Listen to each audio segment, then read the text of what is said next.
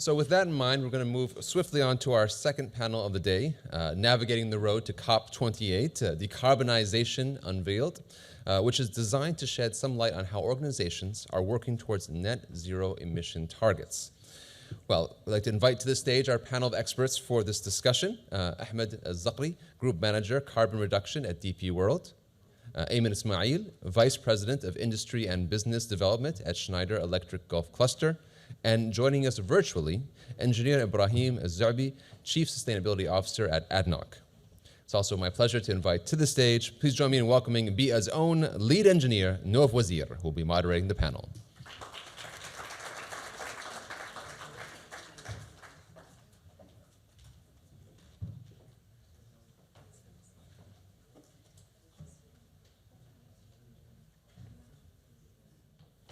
Can you guys hear me? Assalamu alaikum wa rahmatullahi ta'ala wa barakatuh. Good morning, everyone. My name is Nouf Muhammad Jamal, lead engineer here at BEEAH, and I am very pleased to be your moderator for today's interesting panel discussion, the Approaching COP28, the journey to decarbonization. Now, on our collective path to achieve a net zero future, and also putting in consideration the countdown to COP28, it is crucial to put in consideration the important and ambitious efforts that organizations and industry leaders are putting to combat emissions and to reduce emissions in their respective organizations so that we can collectively work together to create a more sustainable future. Now, throughout the interesting conversations that we will have today, we are going to hear some very valuable insights from our wonderful speakers today, but they will not only share that, they will also share the lessons that they have learned in their respective journeys so that we can strive together to create a world where our collective efforts to combat climate change will, in the end, be the driving force to create change. So now I would like to welcome our wonderful speakers. First of all, Mr. Ibrahim Zu'bi is joining us online. Mr. Ibrahim, can you hear us?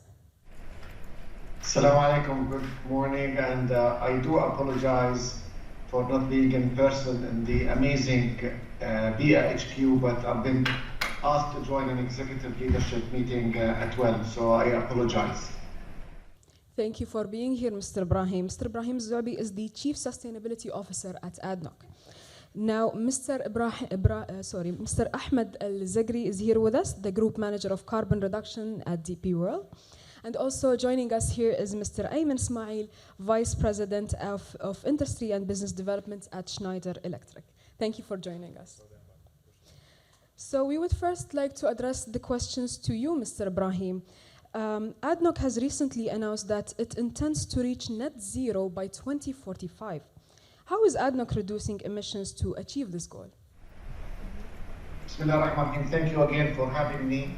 And I do apologize again for you guys and for my fellow colleagues in the panel, but I'm sure you have great minds in person there. And I promise that I'll have another visit for the great, again, amazing, beautiful building of BEEAH.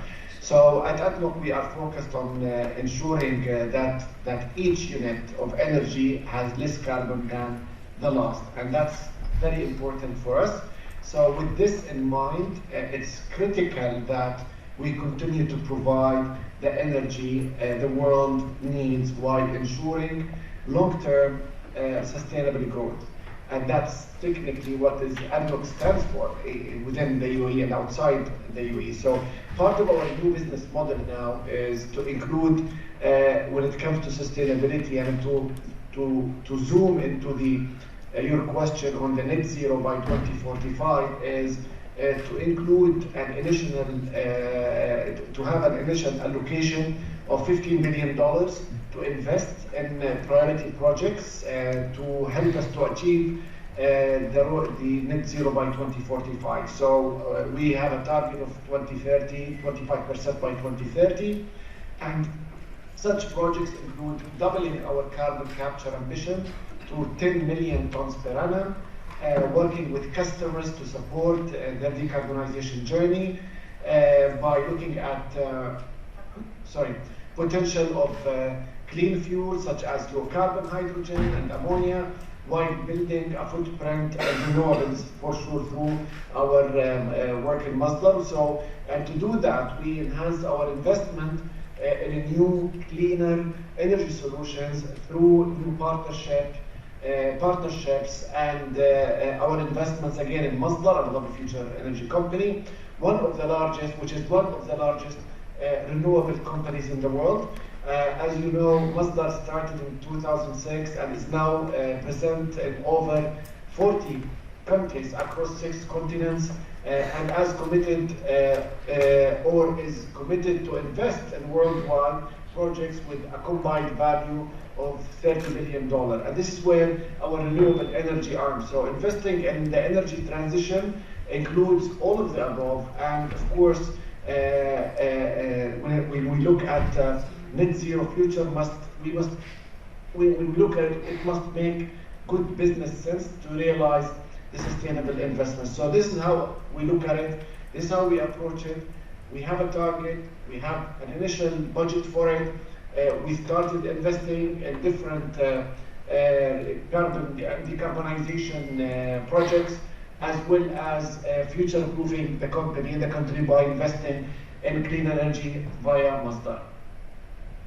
Thank you, Mr. Ibrahim. Now, touching on the topic that you have mentioned, which is the importance of partnerships, one of the prerequisites to decarbonization is effective stakeholder engagement that you have obviously also talked about.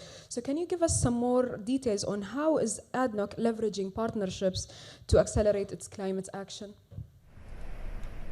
I hope you all heard the President-designate of COP28, His Excellency Dr. Sultan Al Jaber's speech last weekend, which is 2 days ago, for the pre-COP meetings, when he talked about partnerships. And this is what COP28 is all about. And I am personally excited. It's going to be one of the most inclusive COPs. So leveraging partnerships will be fundamental to not just our industry, by the way, or even ADNOC's targets, but for the global economy to meet the goals for the Paris agreements. So for us, the way I look at it is we have 3 types of partnerships that I would like to highlight. One, partnership between the supply side and demand. A good example, hard to abate, cement, aluminum, fertilizers. The second one, the unconventional partnerships that link our industry with cutting-edge technology providers, and this is the climate tech part. The third one is building on long-standing collaboration and evolution that our industry is known for. So we are an industry of joint ventures. We know the partnerships is important, but it's time to identify and dive deep into the partnership we'd like to have. And that's where the evolution of the partnership as we know it is there. So in our sector, for example, we need to lead by example, and we are aware of that as we move forward in the energy transition. To do that, we really need real action. Real action is exactly what I've mentioned as an answer in the first question. So to give you examples, you all know that we recently announced the accelerated net zero ambition to 2045, and this to support UAE's ambition to achieve net zero by 2050 and committed to zero methane by 2030. We are all aware that methane is a harmful GHG gas, and we know the technology to remove it from air, then go and implement it, go and do it. And this is exactly what we're doing. We're aiming to zero methane by 2030. And this is exactly leading by example. And to do that, we're part of the UNOGMP to talk about the targets for methane. And these targets, by the way, when you have a target for 2030 or 2045, it really needs to be backed by real projects. So for me, it's important to have a net zero commitment, but the discussion should be on the how. We need to talk about the how more than the ambition itself. So for us, we have real projects like ADNOC's regional first electrification project, to bring clean energy to our offshore operations. Our onshore already 100% connected to clean energy, be it solar or nuclear. Now we allocated around $3.6 billion to do the same thing for our offshore operations and the electrification of the operations. This summer we engaged with Occidental company to investigate significant investments in direct air capture, DAC, in the United States and the UAE. And together with Taqa and Mubadala, we announced a new partnership and the Masdar brand to consolidate efforts and investments in renewables and green hydrogen. And through our shareholding in Masdar, of course, ADNOC is actively in renewables in more than 40 countries. So partnership really matters. That's why I would like to extend now an open invitation to all of you in the room today, investors, climate technology providers, and industry across all our sectors to partner on our journey to supercharge and accelerate tangible climate solutions. Thank you, Mr. Ibrahim. I think the key takeaways in this conversation are collaboration, leading by example, and also real action. Now, focusing on some more keywords, a keyword that was reinforced in the various discourse on the lead up to COP28 is nature-based solutions. So what are the benefits of investing in nature-based solutions to you? So again, I will be brief. I don't want to take all the time from my fellow panelists, and I apologize again for not being there in person, so you can support me with this, guys. But nature-based, we talked about CCUS and CCS. Nature-based solutions are natural CCS, by the way.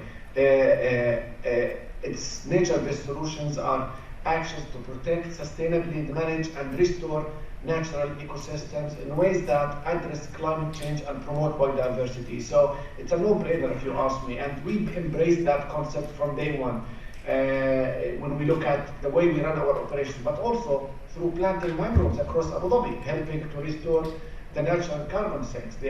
Mangroves are the best carbon sinks, and we know that they store around 5 times more carbon than land-based forests. So again, no-brainer. And we know that, we all know about the benefits of mangroves restoration, but from an ADNOC perspective, we're committed to planting 10 million by 2030, and we'll accelerate. We're using technology to do that, to plant mangrove seeds.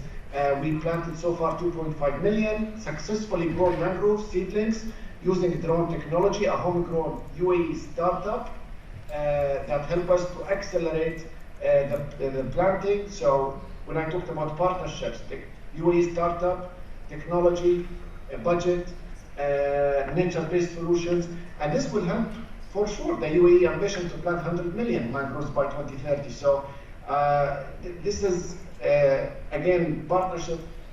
We work very closely with the Environment Agency in Abu Dhabi to progress this. So it's scientifically measured, and I believe nature-based solutions should be one of the low-hanging fruits, but the most effective way to achieve our targets. Thank you so much, Mr. Ibrahim, for joining us. Thank you. So now we will direct. Thank you so much. Until I go to my meeting, I'll have the pleasure of put my camera and mic off, but I'm looking forward to listening to my fellow panelists. Thank you so much. Thank you for joining us. Thank you. So now we move to Mr. Ahmed here. In response to the larger context of the Intergovernmental Panel on Climate Change 6th Assessment Report on Path to Net Zero by 2050, can you share some of the targets that you have set in place for DP World to achieve along its decarbonization journey? Sure. First of all, thank you, BEEAH Group, for hosting such a summit in a very important time close to COP, and we know that sustainability is growing day by day. And I'm very actually excited every day to go to work, because I work in this field, because every day there's new challenges and new opportunities as well. So DP World was known for a very long time as a port operator only. But just if I can take less than a minute just to explain that DP World for the past almost 5 years has grown exponentially. So the group did a lot of acquisitions. The group is now consists not only of ports division, but as well maritime division and logistics division. So the ports and terminals division mainly operates ports in more than 70 countries around the world, across 6 continents, with dedicated and professional teams of more than 100,000 employees. Then in addition to the maritime and logistics, which is basically the maritime division that is responsible for everything offshore, in very simple words, and the logistics division is responsible for everything inland, so trucking, warehousing, and economic zones. So this is what we offer to our customers. So 2 years ago, we have set our decarbonization strategy, and to account for the diversity of businesses that we are responsible for, it was a bit challenging. But we have launched successfully the decarbonization strategy, which was set based on the Science-Based Targets initiative, which is an initiative that is a collaboration between the CDP, the World Wide Fund, and the WDI that sets science-based targets that is aligned with the Paris Agreement. So our decarbonization strategy is aligned with the science-based targets, where we have set 3 targets, basically. So 28% reduction by 2030, carbon neutral by 2040, and then net zero by 2050. And the difference is, of course, by 2040, and on top of whatever reduction that we will achieve by that, we will be offsetting all the remainder carbon emissions through quality credits, which I will tap on maybe later today through our carbon compensation strategy that we also developed last year. And of course, by 2050, we want to achieve net zero, where we will hopefully have 0 emissions throughout our operations. Yeah, and that's in a nutshell what we were working on for the past couple of years, and now it's time to operationalize the strategy. Now it's time to communicate it, to collaborate with stakeholders and engage with our suppliers. So this is the time that is more exciting actually for me. Absolutely, and hopefully, inshallah, you will reach those good targets. So now, to achieve these targets, as you just mentioned, the journey is a complex one. It's not an easy one, entailing challenges as well as opportunities. So can you highlight how have you structured your roadmap to achieve your objectives, and what are some of the key carbon reduction pillars that you are implementing? Good question. So part of our decarbonization strategy, we have identified 5 reduction pillars, where we call them the reduction pillars, basically. So first one is equipment electrification. So for our ports and terminals business, it's always a closed boundary. So it's a closed environment. We have equipment and operations inside the port. So electrification, 100% electrification. So we aim to electrify most of our equipment into that port. Second reduction pillar is renewable energy supply. So we electrify everything and we supply it with the green electricity to achieve net zero, basically. So we have also a case study that our port in Rotterdam in Netherlands is the first net zero port. So today, our port in Rotterdam is fully electrified and runs on renewable energy through the grid. So that is a case study that we want to replicate across our value chain. And then the third pillar is, of course, energy efficiency.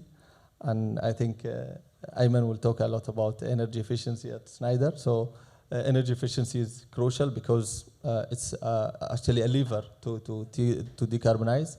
Then we focus on as well carbon compensation, because we believe that along the way we will still, of course, by 2040 at the minimum, we will need to offset our carbon emissions. So we have developed a carbon compensation strategy because we know by that time we will have to compensate for the demand of our emissions.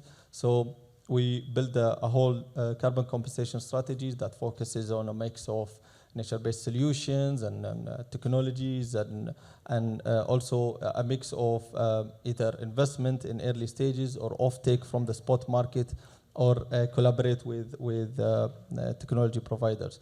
So that's in a nutshell what we have I'm very sorry, I forgot the last and the most important one is the alternative fuels. So the reduction pillar of alternative fuel, because for the ports and terminals that I mentioned, it's a closed boundary. We can electrify and run on renewable energy, but the most challenge actually, almost 60% or 70% of our carbon footprint comes from our maritime and the logistics sector, because it's mainly huge vessels, huge ships, and then trucking that go through countries. So the main reduction pillar, the most important one is, I believe that, and will be the most challenging, is the alternative fuels, because we can always have ready trucks that can, or biofuel ready trucks, for example. We can have biofuel or methanol or ammonia ready vessels, but the most important is the infrastructure and the availability. That's why we go back to the point of engagement with stakeholders. That's the key.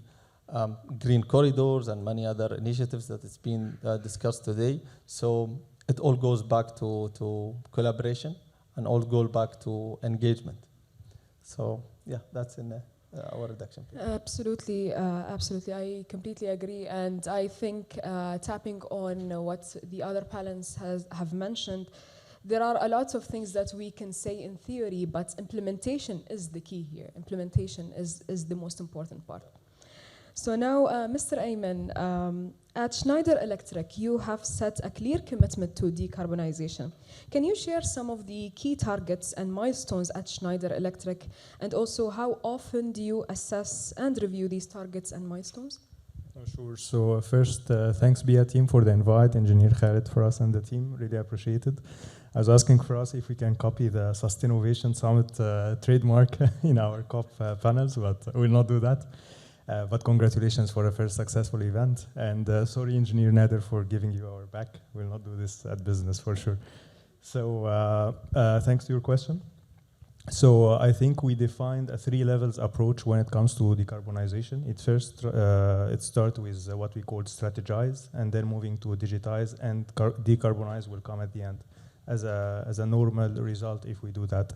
So when it comes to strategize, we as a Schneider are a manufacturer ourselves, so we have to lead by example and do this in our facilities, distribution centers, factories, and so on. And the second thing is to transfer this to our suppliers and customers. And the reason of that, because scope 1 and 2, which we managed under our facilities, is just representing almost 8% of our decarbonization roadmap. So it is, I will not say the easiest part, but it's like the smallest part. And when it comes to our customers and suppliers, this is more than 92%. So this was a strategized aspect of it. When it comes to digitize, we identified 5 areas of integration that if we manage to do properly in our facilities and in our customers and suppliers, we will be able to reach such KPIs. So the first integration is efficiency. Ahmed mentioned that. So we have been working for almost like 170 years on efficiency, whether process efficiency through our automation portfolio or energy efficiency through our electrical distribution portfolio. So coupling both will integrate and cause such a level of efficiency. The second integration which we are working on is what we called a one data. So we have been running like multiple acquisitions to enable our customers and partners to move from site-by-site operation to a unified operation.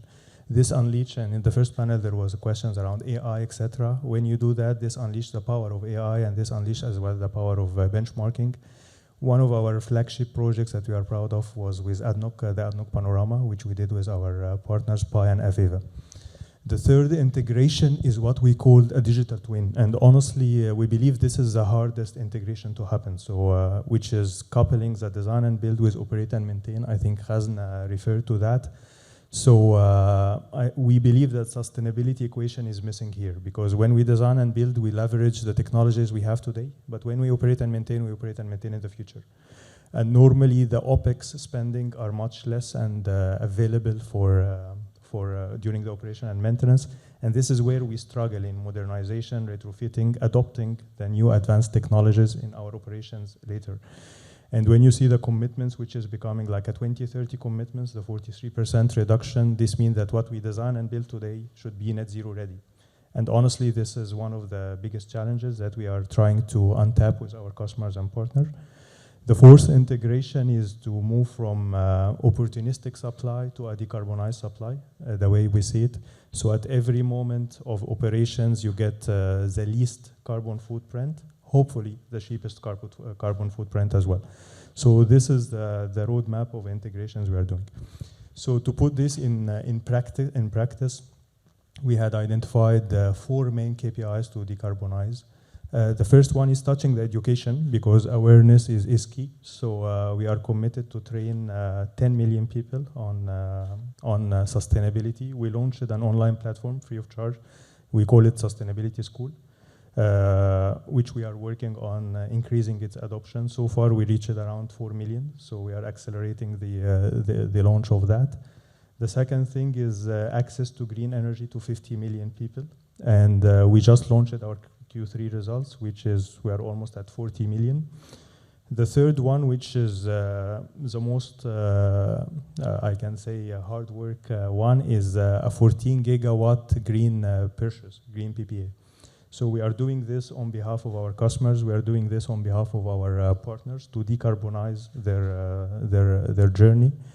And the fourth KPI was 800 million metric ton CO2 saving. We committed to that, or we pledged for that in 2020. And so far we are at almost 600 plus. So this is a journey that we are doing on the decarbonization path. We review this every quarter, to your question. And we see challenges, definitely. We see opportunities, but definitely it's a journey to continue. A lot of wonderful work has been done in Schneider Electric. Thank you so much for sharing that. Now, Mr. Ahmed, back to you. On the same note of importance of effective stakeholder engagement across your entire value chain, over 90% of your Scope 3 emissions come from suppliers, as you have mentioned, and about the ships and the fleet that you have. So can you highlight some of the key initiatives and programs that you have launched to successfully reduce your Scope 3 emissions? Very good with the number. I think 90% is the world average, but for us it's 93. Just to correct it. So because we recently successfully completed our Scope 3 strategy, Scope 3 emission strategy, we have developed a whole Scope 3 strategy that started by of course, measuring and assessing our carbon footprint across our value chain, and then coming up with a supplier engagement program. So that's in a nutshell. So I will talk more about the supplier engagement program. Actually, that was the outcome of the strategy, because that's the only way to decarbonize is to start decarbonizing our value chain is to start engaging with our suppliers and stakeholders. And the supplier engagement program actually starts with not engaging with the supplier. So we started by capacity building within our company, because we realized that even throughout building this strategy, that we need to engage with all teams in the company: finance, engineering, procurement, even HR, because they manage the business travel, right? So we had to do a variety of workshops and engagements internally. That's for our capacity building. And it went really great. And as a result of that, we were engaging a lot, just to give a small short story, we were engaging a lot with our finance team and treasury team for our capacity building. And we actually concluded our work by recently, DP World actually raised $1.5 billion green sukuk that was published on NASDAQ, Dubai, and London Exchange. That is to, of course, to invest in our decarbonization projects. And that was a result of us engaging with the team and understanding how we can leverage sustainability and decarbonization projects that we already implemented and in plan or planning to implement within our group. So that is a great testament of how this is a crucial beginning to our supplier engagement. So then the supplier engagement program, of course, starts with engaging with our suppliers. We are identifying not necessarily 10, but let's say 10 highest suppliers with impact and emissions. And then we will soon, we already finished the capacity building, and then the plan is to start by next year engaging with our suppliers, understanding how we can help them decarbonize. To be very honest, most of the suppliers that we know, they are the big organizations that they are already very mature when it comes to Scope 3 and decarbonization. We already got many requests from suppliers for the same, to understand our decarbonization strategy or what we are doing in this field. And one big outcome as well of our Scope 3 emissions is carbon insetting. Carbon insetting is, it's not a new term, we know it, but it's a terminology that I just need to describe. So basically carbon offsetting is you use, or let's say, you invest in projects that is outside of your supply chain. So for example, we go and invest in a mangrove forest, or like Mr. Ibrahim mentioned, ADNOC is investing in a mangrove project. Of course, the mangrove project is outside of ADNOC's supply chain. It's not interfering in any way. But carbon insetting is basically investing in decarbonization projects within your supply chain. So we go and we engage with our suppliers, for example, cement suppliers or steel manufacturers, and help invest within their operations to decarbonize. And that's alternately, of course, will help us reduce our Scope 3 emissions. So that was a major outcome, and that will be a priority to us, to be very honest, to direct our investments more toward carbon insetting rather than offsetting, even though we already have a strategy to focus on carbon offsetting, because we have a commitment toward our communities that we operate in to build mangroves. There's a lot of also discussions on what we call them the smart cook stoves. We replace cook stoves in rural countries, and renewable energy supply for places where there's no proper grid. So that's something, but we will be focusing more on carbon insetting, because we believe that is the way to decarbonize, is to engage with your suppliers, invest within their supply chain, and ultimately reduce your Scope 3 emissions and, of course, their Scope 1 and 2. Thank you so much. That is a very interesting concept. Now, moving on to another point to you, Mr. Ayman, I would like to address an important catalyst of decarbonization, which is policy making and effective public-private partnerships.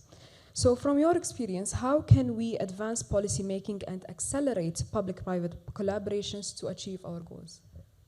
Yeah, look, on this aspect, I like to be more into the hopeful side. So, and honestly speaking, you see almost the most Fortune 500 companies announced their climate pledge, right? So at least the commitment to start is there. Maybe the consistency to finish is a question mark. And you see most of the UN government members as well, they announced their carbon pledge, and we see acceleration, and definitely the UAE is in forefront of this. So we should be hopeful because the commitment is there, right?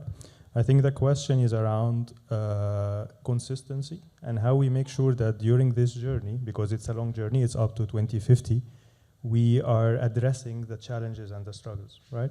So everyone here has to play definitely his role. So on the government, maybe to give a good practice, because I had witnessed this with the UAE Ministry of Industry. You see the UAE Ministry of Industry launching what they call the Champions Program, 17 private sector companies, whether it's IT companies, OT companies, it's a lot is part of that. Siemens is part of that, Schneider is part of that, and consultancy. And we are bringing this wealth of knowledge of multiple views to the end users, to the manufacturers. Engineer Ibrahim mentioned the hard-to-abate sectors. One of the key avenues of this Champions program is to support the hard-to-abate sectors to digitize and decarbonize. This is a very good practice to put. And then we saw the ministry taking it to the next level after Schneider and other players did some like on-ground audits. And we see the picture on the ground, which even for us, sometimes, you know, any technology company will say, yeah, we know the market we address, but when you go on the ground, you see the truth, right? You see the adoption. We learned a lot in this journey. But then we saw the Ministry of Industry do what they called an incentivization program, because incentivization is key. And this will come from the policymakers. So we all heard of the ITTI, I guess, the Industrial Technology Transformation Index, where if you get a specific score, you get 5 points in your ICV, in-country value. And we all know the importance of the in-country value to get more business, to support the top line and the bottom line. We learned today a lot around the bottom line. And as well, you get like 5 golden visas, which is supporting the employment and HR teams. So such kind of collaboration, we are getting back to the same topic, collaboration between public and private, leveraging the tools, the enablers of each avenue, right? Coupling this with incentivization, building this on real data. Data is a topic, honestly speaking. When we set our targets, it's hard to define the baseline. It's really hard. You don't know really what's your CO2 footprint with all the projects, especially when you go to your suppliers, customers. The availability of data is not there. And then to monitor this on a real-time basis is even more complicated. So I think from a government perspective, the UAE Ministry of Industry is honestly amazing practice of collaboration, incentivization, getting real data based on market research, based on audits, surveys of the manufacturing plants. I think if we cascade this into all the avenues, I think definitely we will reach somewhere. We spoke about behavior, and I think discipline is key. So it's not only a CSR story. There are obstacles. There is the hardest part to address, to abate. And this has to be like being addressed very strongly, very transparently. We saw the pre-COP messages about COP of solidarity, COP of inclusion, green finance as a challenge, the building sector as a challenge, the transportation sector, the sustainability aviation fuel, Ahmed mentioned that. So let's address the challenges, not just like speak about them. Thank you so much, Mr. Ayman. And I think whether we like to admit it or not, I think one of the biggest accelerators of change is either incentives or fines, whether we like to admit that or not. But here at BEEAH, and I've seen this as a pattern in all of the organizations that you are representing, we are also focusing on the importance of awareness and education and focusing on achieving these ambitious goals as well. So thank you so much. And to end this interesting discussion, I would like to hear from you, looking ahead, how do you see all of our collective efforts and progress in the journey of a net zero? I would like to address this question to all of our speakers. You can start. So I have some time to think. No, I think it's, honestly, you know, we came in the morning with, definitely we went into the 1 hour traffic, but we are leaving the place definitely with some inspiration. Honestly speaking, when you see, and I'm here very open, when you see this place, it's a great example of how to do a net zero building, right? So it is there. It's not like dreams or PowerPoint slides, it is there. When you see the leaders who are driving this change, whether in Khazna, whether at BEEAH, whether at DP World, Ahmed like gave me a brief in the morning, it's amazing. I think I was very boring to explain to him what Schneider is doing, but when you see ADNOC work, when you see the teams, honestly speaking, we should be hopeful because we started to see the narrative speaking a lot around actions, commitments, discipline. The awareness is improving a lot. Maybe once you have the awareness is the adoption. You don't enter today any facility or any place and sustainability is like, why he's speaking about sustainability, right? So I think we should be on the hopeful track. I think the post-COP, we are all speaking still around the road to COP. My manager is always reminding me of the post-COP things. So post-COP, I think we have a strong role to play when it comes to commitment and discipline, and to leverage this hype into transfer it into actions and collaboration, partnerships. We are running toward that, but I think how we execute this, how we create an impact out of this is definitely what will define our success. Thank you so much. Mr. Ahmed? I think Ayman did a great summary, gave a great answer, but I just want to say, I want to add to one of the points you said, that technology is available. If you realize that technology is available, most of the technologies, and I mean technologies as well as solutions. I remember I was attending a training, a leadership training, and there was a very simple question and part of an activity. So the instructor was asking, what would it take us to do, or how long it would take us to achieve our net zero target by 2050. So we took some time. We thought it's very hard because most of us think it's challenging. And then he told us, let me rephrase the question. Today is the New Year Eve of 2050. We are celebrating net zero. So the world, we saved the planet. So now go back and ask yourself, how did we do that? So we started reflecting and we realized that most of the answers we came up with were available solutions and available technologies. We just needed to connect the dots. We needed to engage with suppliers, scale, and we bring more people, more experts to the field, but technology is available. So that's something I really wanted to share, and I'm very optimistic person, and I believe we can achieve great things, and we are very proud that we are here in the UAE.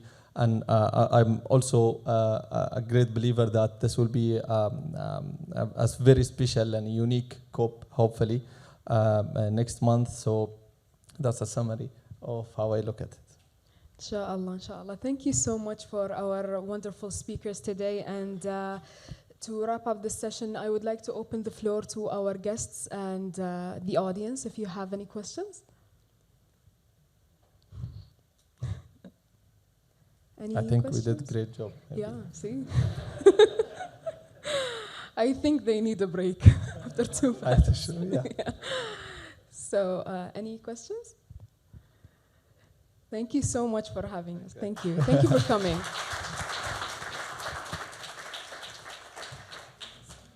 Thank you to our wonderful panel. Just before you leave the stage, again, we'll ask you just to stand and take a group photo. And don't worry, the break is coming, ladies and gentlemen.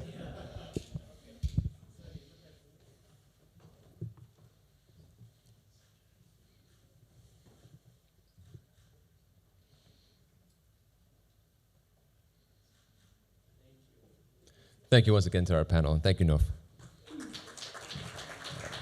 Now, just before we send you out to break, just a quick thing. As we mentioned before at the start of the summit, we are working to make this event carbon neutral. So we do ask that you support us by scanning the QR code, which is right here, filling out the form. If you have already, fantastic. Thank you so much. If you haven't, this is a great opportunity to do so. This helps us ensure this event is truly carbon neutral, and we know exactly how everyone got here today. Thank you very much. But more importantly, please enjoy your break. There's refreshments out in the atrium, and we'll see you back here shortly.